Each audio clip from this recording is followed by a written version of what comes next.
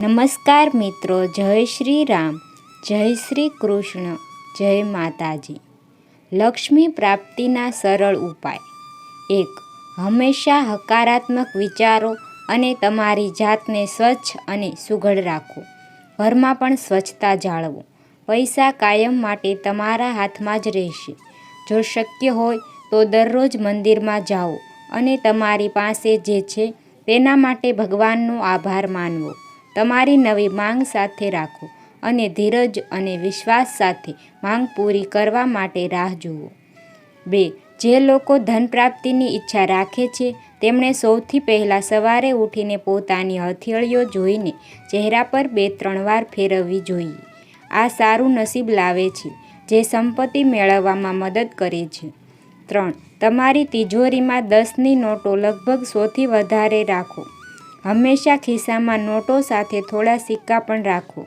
તમારી જાતને શ્રીમંત માનવાનું શરૂ કરી દો અને તેના જેવા કપડાં પહેરો અને લોકો સાથે શ્રીમંત માણસની જેમ વર્તો। તમે જે વસ્તુઓ ખરીદવા માંગો છો તેના વિશે કલ્પના કરો, મતલબ કે તમારી પાસે પૈસા ન હોવા છતાં તમારે તમારી જાતને અમીર માનવી જોઈએ, કારણ કે જેઓ પોતાને ગરીબ માને છે તેઓ હંમેશા ગરીબ જ રહે છે। 4. પૈસા ગણવા માટે ક્યારેય થૂકનો ઉપયોગ ન કરો, કારણ કે આમ કરવાથી દેવી લક્ષ્મીનું અપમાન થાય છે।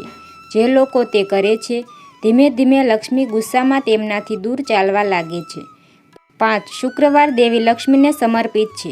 તેમને લાલ ફૂલ ખૂબ જ પ્રિય છે, તેથી દર શુક્રવારે કોઈ પણ મંદિરમાં જઈને દેવી લક્ષ્મીને લાલ ફૂલ ચઢાવવા જોઈએ।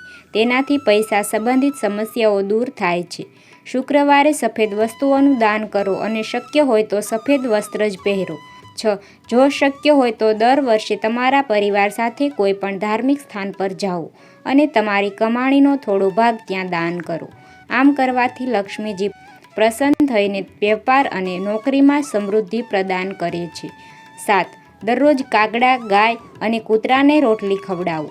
કાળા કૂતરા માટે શનિવારે સરસવના તેલથી ચોપડીને રોટલી ખવડાવો। આર્થિક લાભમાં મુશ્કેલીઓ દૂર થશે।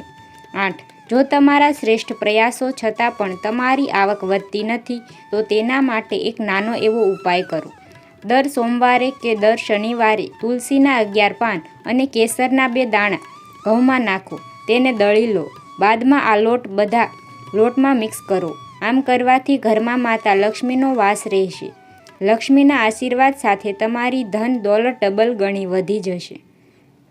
9. જે સ્ત્રી પોતાના પતિને અમીર બનતા જોવા માંગતી હોય તેણે પોતાના ઘરેણાં, ખાસ કરીને સોનાના દાગીના, પીળા કપડામાં રાખવા જોઈએ। ઘરેણાં પીળા કપડામાં બાંધી રાખો, તેનાથી ઘરમાં ધનનો પ્રવાહ આવે છે। ધ્યાન રાખો કે શનિવારના દિવસે ક્યારેય પણ કોઈની પાસેથી કોઈ પણ પ્રકારની ભેટ સ્વીકારવી નહીં। 10. આ બધા ઉપાયો કરવાની સાથે વ્યક્તિએ યોગ્ય દિશામાં સતત કર્મ કરતા રહેવું જોઈએ।